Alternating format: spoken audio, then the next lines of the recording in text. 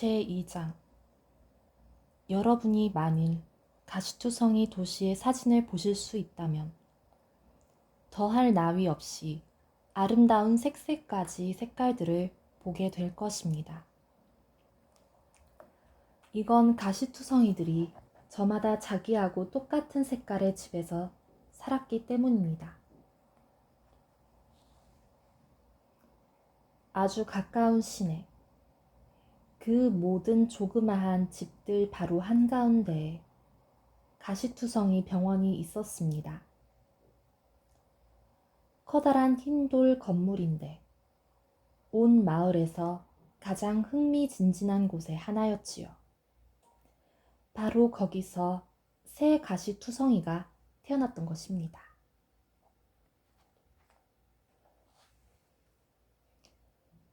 가시투성이들은 알을 낳는데 거기서 새 가시투성이가 태어났습니다. 이 일은 보통 5년 만에 일어납니다. 왜 그런지 확실히 아는 이는 아무도 없지만 여하튼 그렇게 되는가 봅니다. 아마 상상하실 수 있듯이 가시투성이 알 껍질은 매우 딱딱해서 쉽게 깨지지 않습니다. 그런데 가시투성이가 껍질을 깨고 나오면 이미 어른이 되어 있습니다. 그렇지요. 가시투성이 어린이란 없어요.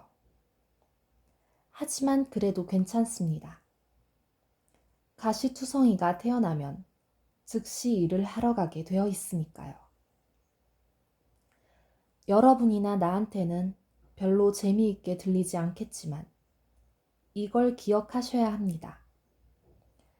가시투성이를 만족스럽게 해주고 스스로가 가치 있는 존재라고 느끼게 해주는 것은 바로 일이라는 걸 말입니다.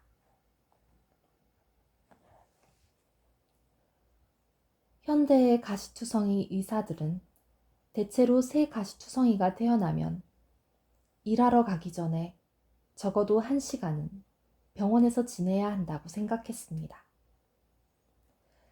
그 가시투성이가 제 빛깔을 띠게 되고 가시들이 온전히 자라려면 그 정도의 시간이 걸리기 때문이지요. 이렇게 된 다음 그 가시투성이는 보통 정부의 검사를 받게 되는데 이 검사는 왕의 감식관이라고 알려진 왕궁의 한 요원이 실시합니다. 왜냐고요? 그렇지요. 가시투성이가 태어나면 그 색깔을 보고서 어떤 직업에 적합하겠는지를 감별할 수 있는 이가 바로 왕의 감식관이지요.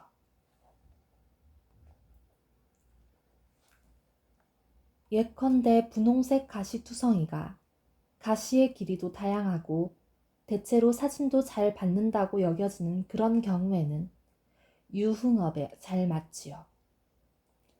흰색인 경우에는 의사 직업을 잘 수행할 수 있도록 가시들을 짧게 다듬어 줍니다.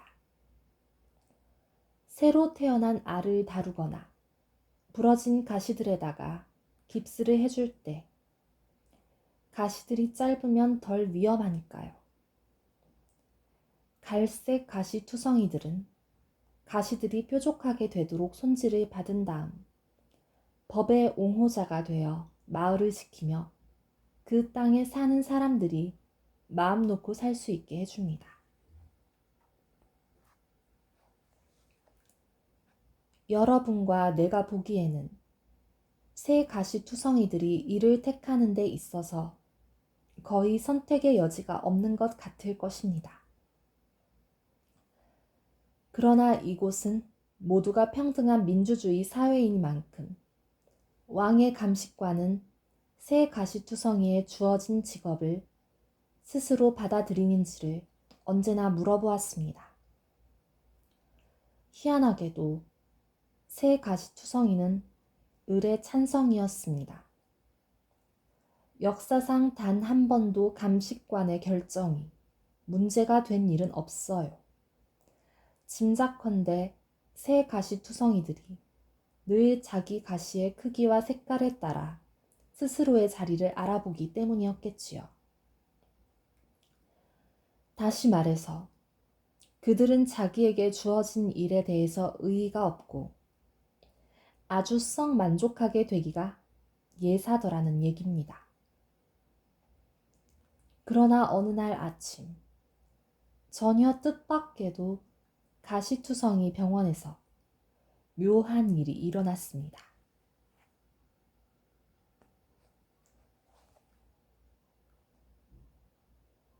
제3장 앞에서 말한 대로 좀 별난 사건이 발생했을 때 대부분의 의사들은 그저 일이 돌아가는 것을 지켜보기만 하면서 아기 방에 둘러앉아들 있었습니다. 한 보라 가시투성이가 표준 크기의 알을 낳았는데 거기서 가시 없는 가시투성이가 튀어나온 것입니다. 그게 무엇이냐고 당연히 물으시겠군요. 글쎄요. 이 경우는 그러니까 가시가 없는 가시투성이었던 건데 색깔은 영롱한 파랑색이었습니다. 그의 몸 표면은 보드라운 편이었어요. 복숭아 껍질하고 매우 닮았지요. 처음에 의사들은 믿을 수가 없었습니다. 꼼짝 않고 선 채 놀라서 입을 벌리고 있었지요. 이게 뭐라? 그들은 말했습니다. 내가 오래 살았지만 이처럼 이상한 것은 본 적이 없는걸? 거기 있던 노인 의사가 말했습니다. 젊은 의사들은 좀 신경이 곤두섰고 약간 겁도 났습니다. 자문을 구해봅시다. 과장 의사가 말했습니다. 그런데 누구한테 자문을 구하지요? 재빨리 그들은 오랫동안 사용하지 않아 먼지가 앉은 의학책들을 꺼내서 다시 훑어보기로 결정했습니다. 그러나 그 책들 어디에도 그런 색다른 생물에 대한 기록은 없었습니다. 그러자 의사들은 이 전례 없는 상황에 대해서 토론하기 시작했습니다. 한 의사가 말했습니다. 저건 우리 가운데 하나일 리가 없어요. 틀림없이 뭔가 다른 생물일 겁니다. 뭐니 해도 가시가 없지 않습니까? 그러나 다른 의사는 지적하기를 가시투성이가 낳은 것이니 가시투성이일 수밖에 없다고 했습니다. 결국 그들은 그를 가시 없는 파란 가시투성이라고 부르기로 결정했습니다. 그리고 그를 집중 감시 병실에다 두었습니다. 왕실에 즉각 연락이 되었는데 이는 비상사태임을 뜻했습니다. 이 사실로 왕은 몹시 당황했습니다. 거의 100년이나 비상사태라는 것이 없었으니까요. 따라서 왕의 감식관이 병원으로 왔는데 이번만은 왕과 함께 왔습니다. 그들은 모두 가시 없는 파란 가시투성이를 세밀히 살펴보았습니다.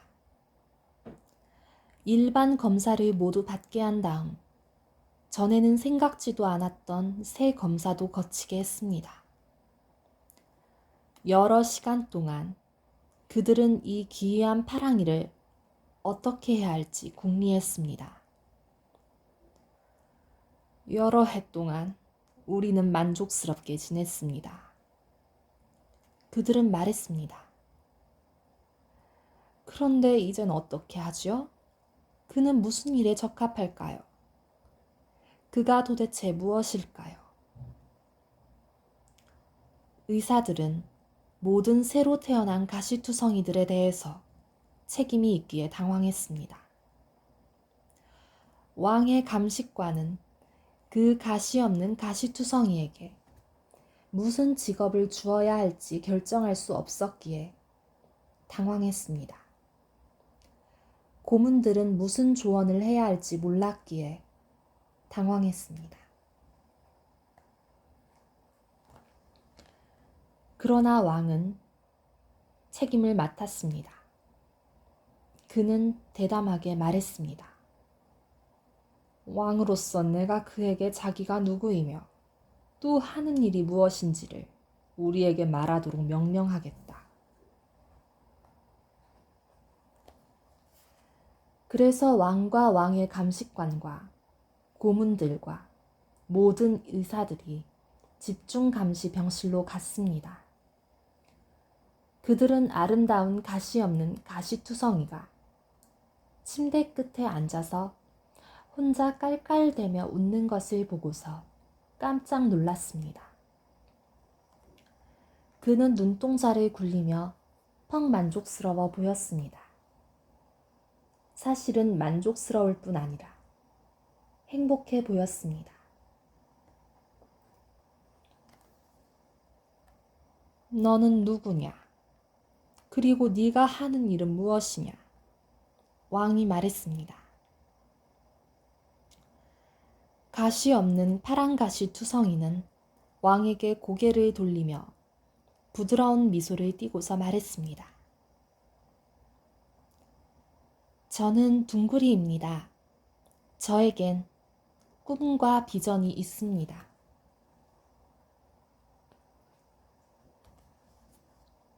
둥구리라고?